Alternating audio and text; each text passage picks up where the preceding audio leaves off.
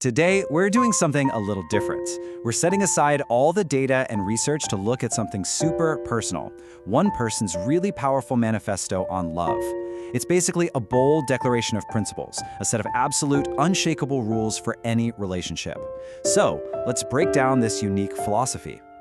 And it kicks right off with this. So direct, so powerful. There's just no room for interpretation here, right? This one sentence is the core thesis. It's the foundation for everything else we're about to see.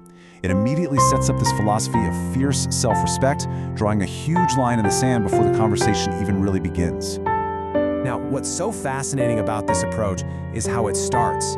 Before even trying to define what love is, the author first establishes what love absolutely cannot be. It's all about setting up that absolute, non-negotiable boundary from the get-go.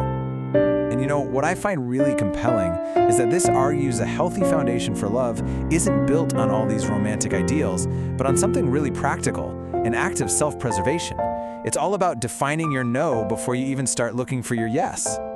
Okay, so what specific situations fall on the wrong side of this line? Well, the manifesto is incredibly clear about the non-negotiables. These are the relationship types that are just an immediate nope.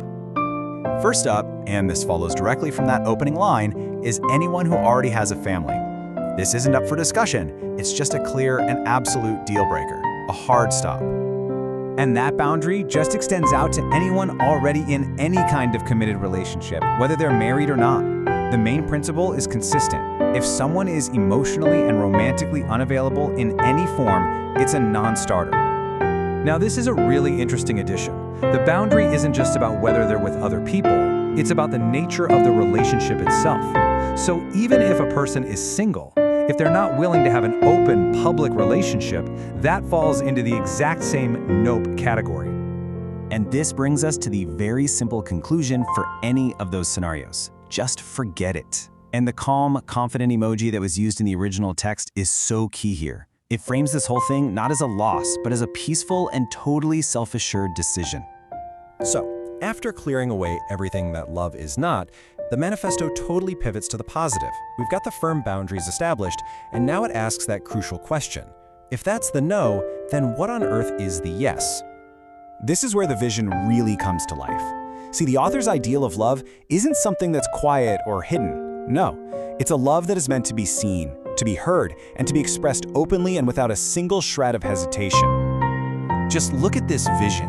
It's all about these public acts of connection and pride, holding hands, walking openly, declaring affection out loud, showing physical intimacy without any shame or reluctance. This isn't just about being a couple, it's about celebrating that fact out in the world.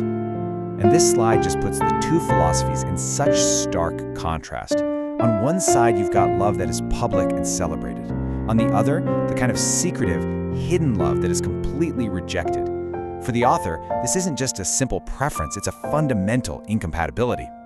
So what's the core principle here that connects the rejection of secrecy with this demand for openness? Well, it all comes down to one single unifying idea. And there it is, the golden rule of this whole manifesto. It's such a powerful demand for absolute exclusivity. In this philosophy, to be loved is to be the undisputed, acknowledged one and only. There is simply no room for second place. So this brings us to the final resolution. Given this very specific, very high standard for what love must be, what happens if that standard isn't met? The author presents a really clear and confident alternative. This just powerfully reinforces that core boundary. It acknowledges a universal vulnerability, loneliness, and it explicitly rejects it as a reason to compromise. The fear of being alone cannot justify violating your own principles. The choice becomes incredibly clear. It's either the specific, public, exclusive ideal of love that has been laid out, or it's being single. And importantly, singlehood isn't framed as some kind of failure, but as a content and peaceful alternative to a compromised relationship. And this is the final word. Better to be single than to bother with exhausting love. A love that requires secrecy, that causes pain, that violates your core principles, that isn't seen as romantic or tragic. It's just exhausting, and it's not worth the trouble.